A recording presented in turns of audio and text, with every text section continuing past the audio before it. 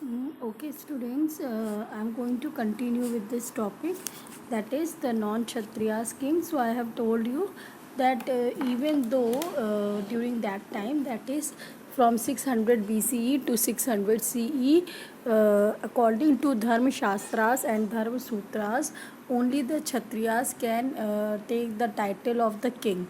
But there were instances and many evidences are available to the historians that to us also, that many non-Kshatriyas have also assumed the title of king and Maharaja Dhiraj. So it means that there were exceptional cases also, and they that were all prevailing in the society. The biggest example you can see of the Mauryas, that the Mauryan dynasty, it is there in the Buddhist text that according to Buddhist text he belonged to the upper caste, but according to the Vedas he belonged to the lower caste, that is he belonged to the Shudras. And there were also other dynasties besides Mauryas, that is the Shung dynasty, that was started by Brahmanas. So even though there was one system prevailing at that time, and the people have to, the persons belonging to a particular varna, they have to adopt the occupation of that particular varna, but still there were exceptions, that the people of the particular varna, they were adopting other occupations, as in the case of the rulers, that is the non Kshatriya kings.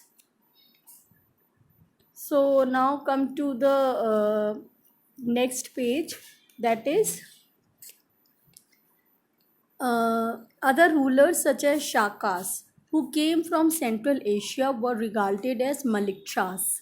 So few of the rulers who invade, few of the means few of the foreigners who invaded India, and then they have occupied certain areas of Indian subcontinent.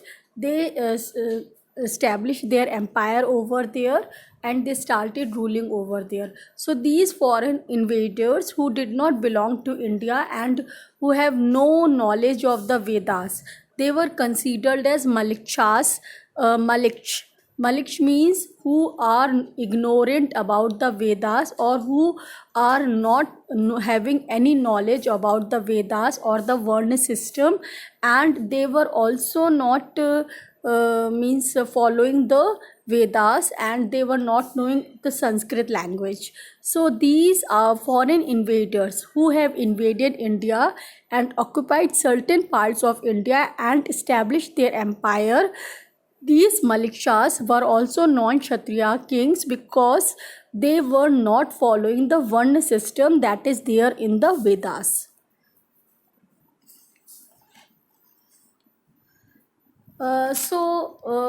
Those who were regarded as Malikshas, barbarians or outsiders by the Brahmanas. However, one of the earliest inscriptions in Sanskrit describes how Rudraman, the best known Shaka ruler, 2nd century CE, rebuilt Sudarshan Lake. This suggests that powerful Malikshas were familiar with Sanskritic traditions.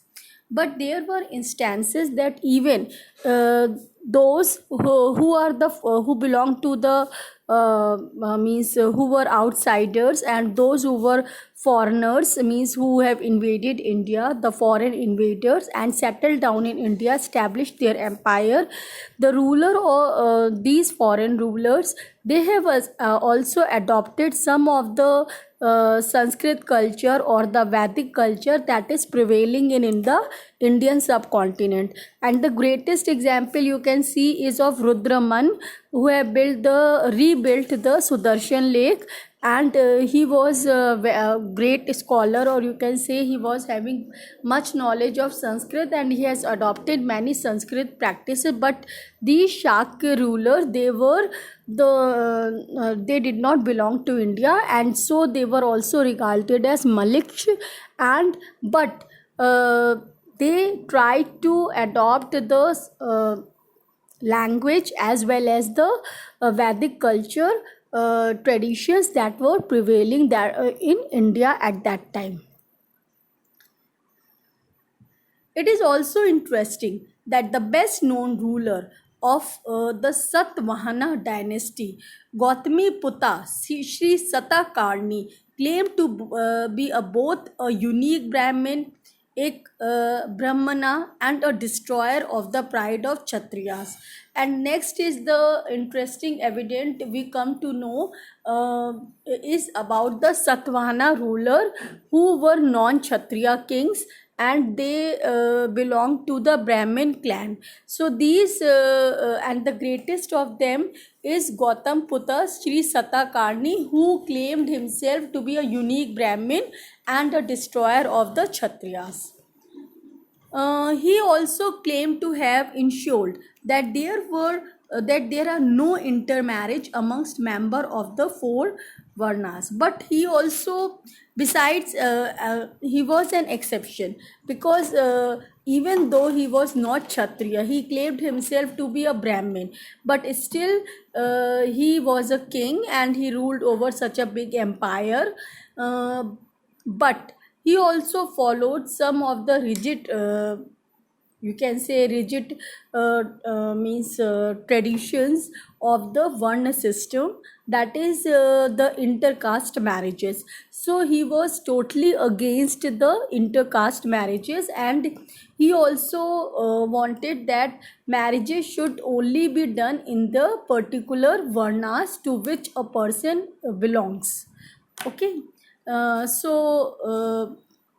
Even though he himself was a Brahmin, and he has taken the occupation of Kshatriya, that is, he was a king, and he was ruling such a big empire, but still he was following strictly the Varna system, that is, he was totally against the intercaste marriages. Uh, at the same time, he entered into a marriage alliance with the kin of Rudraman.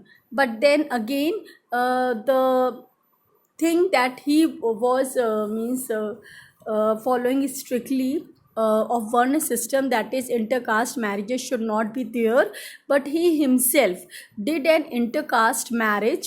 He married with the kin of Rudraman, who was considered as a Malik, because he was a foreign invader and he did not follow the Varna system of Vedic means rules.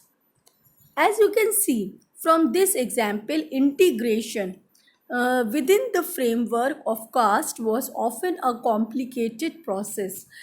So you from this example you can see that to compile, integrate, to unite, it means to unite the caste system or the Varna system of the Vedas, Vedic rules, was a very complicated process, because the rulers, they themselves break the rules of the Varna system, and they themselves go for the intercaste marriages as well as for the changing of the occupation.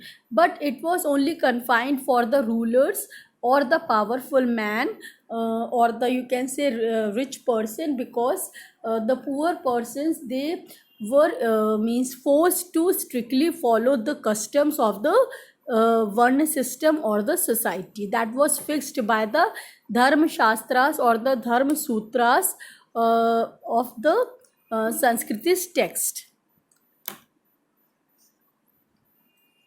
But entered into marriage alliances with people who were supposed to be excluded from the system.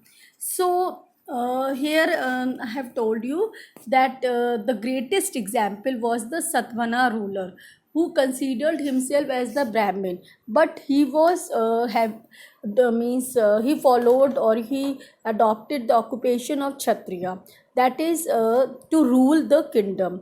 And then he was totally against the intercaste marriage, but he himself married a means kin folk of Rudraman, that is, he entered into the marriage alliance with the Maliks. Then the case of endogamy and exogamy. So these rulers or the people of the royal family, there are instances that even though it was completely banned according to the dharma sutras, that is manusmriti, that is marrying within the kinfolk. So endogamy was not at all allowed, and especially for the royal class, and the daughters of the royal class were mostly married outside the family, that is exogamy was followed. But in the case of satvanas, mostly there are instances that the marriage was sermonized within the, you can say, family, within the family members. So there are cases of endogamy also. Um, and okay, so but entered into marriage with people who were supposed to be excluded from the system, that is Maliks. And as we have seen, they practiced endogamy instead of the exogamous system recommended in the Brahminical text. So there were exceptions, and it is a very complicated process, because those who have made the rules, they themselves were breaking the rules of the society. Now come to the topic 3.3, jatis and social mobility. So these complexities are reflected in another term used in text to refer to social.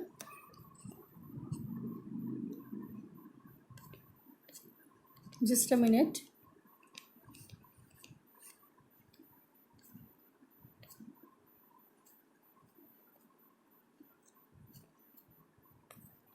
Okay, please wait for a minute. See, I have to end this.